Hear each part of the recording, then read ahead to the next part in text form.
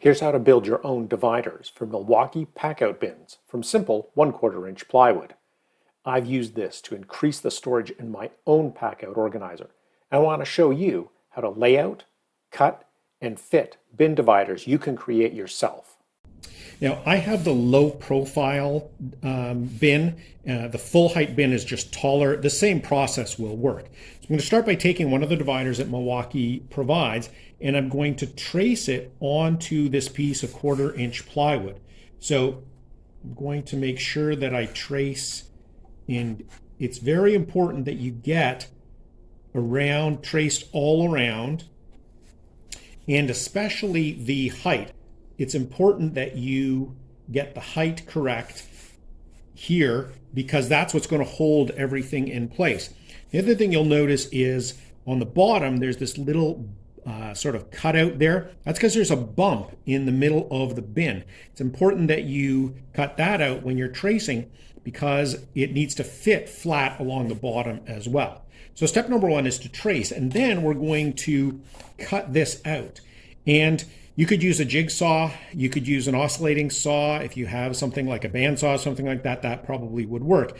I'm going to use my oscillating tool because it requires tight cuts, and the oscillating tool has a very thin blade. So that's what I'm going to use to cut all of this out. And then I'm going to sand each of the sides so that they fit in. But let's start by cutting it out. Now you'll notice that I have clamped the wood to my workbench on both sides, including using a trigger clamp through a bench dog hole. I'll link to the video where I show you how to put bench dog holes in your worktop and use these simple trigger clamps that most of us have around. So I'm going to start by cutting with my oscillating tool and really going carefully around. Now it's important you don't cut inside the line. Always stay outside the line because it's easier to sand down if it's a little too big.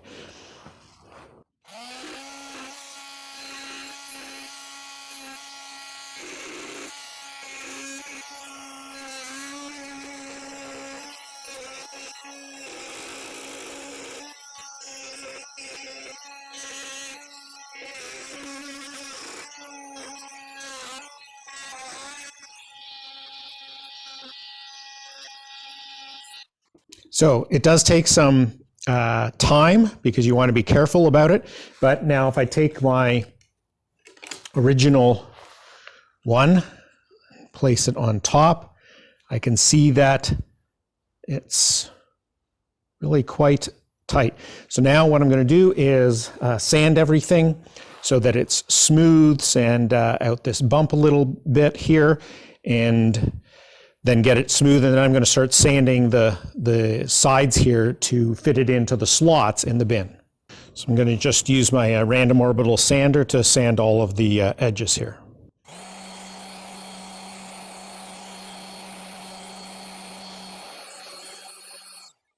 So now that everything is smooth, what I'm going to do is I'm going to go ahead and sand each of the sides on the ends here because a 1/4 inch is too thick to fit into the slot of the bin.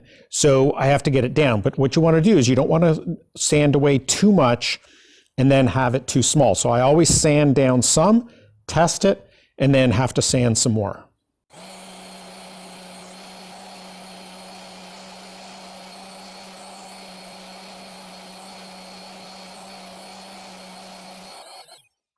Okay, now that I've got the ends sanded down here,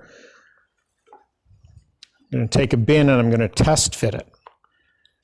And it's a little too tight, which is good, but now I know I just need to take a little bit more off of each side.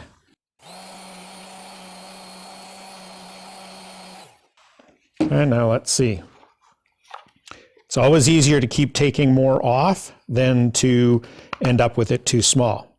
Okay, so now it fits, and I check the bottom to see that the bump fits.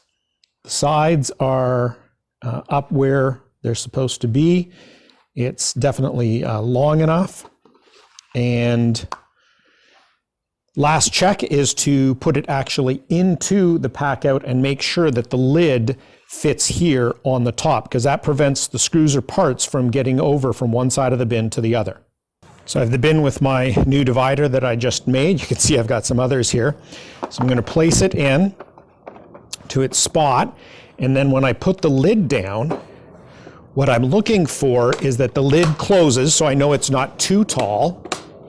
But then what I'm looking for is the top of the lid here touching the divider, because that means that nothing's going to get over. Now, does it need to touch, or a millimeter, 1/16 of an inch below is still okay, because nothing's going to get across.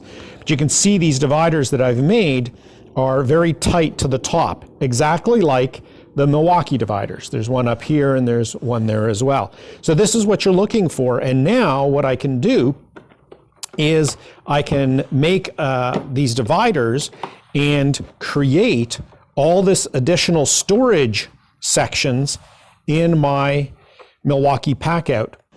Now, if you wanted to divide the bin into 4 sections, what you could do is to take a couple of these dividers and just notch. So notch one at the top, notch the other at the bottom, and then fit them together and slide them in. So if that's something that you want to do, you can go ahead and consider doing that as well.